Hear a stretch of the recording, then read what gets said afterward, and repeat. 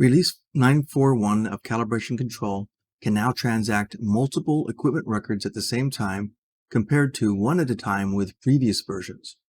By transaction, we specifically mean asset transfers, checkouts, and status changes. Each of these transactions has their own dialog, which can still be accessed in the Update Activities group of the Tools tab.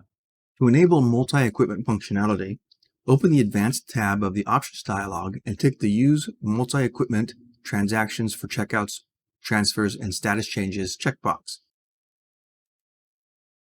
Since I'll be checking out equipment, let's look at the current checkout options.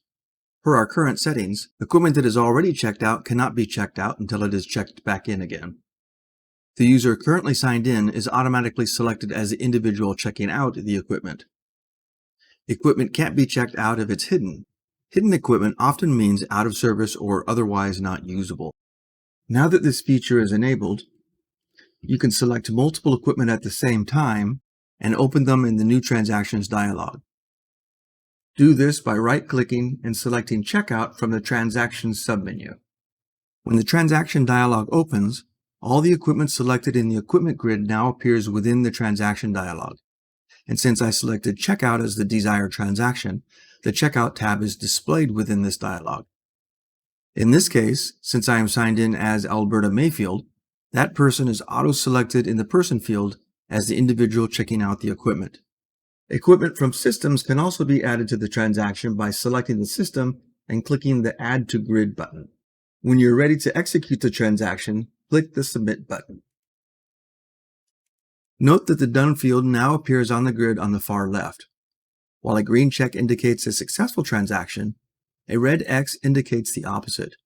In this case, you can surmise that these equipment records were not checked out because they're past due for calibration, as indicated by their highlighted calibration due fields. Text responses can also be viewed for each equipment record in the Response tab. For the two equipment that were past due, the reason for not being able to check them out is calibration past due. On sample 002, it could not be checked out because it is already checked out. For the last three equipment records, they could not be checked out because they are hidden records.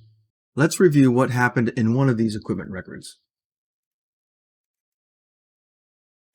Besides changing the selected fields, person, reference, and status, the transaction dialog also adds an historical note to each equipment record to indicate that the transaction occurred.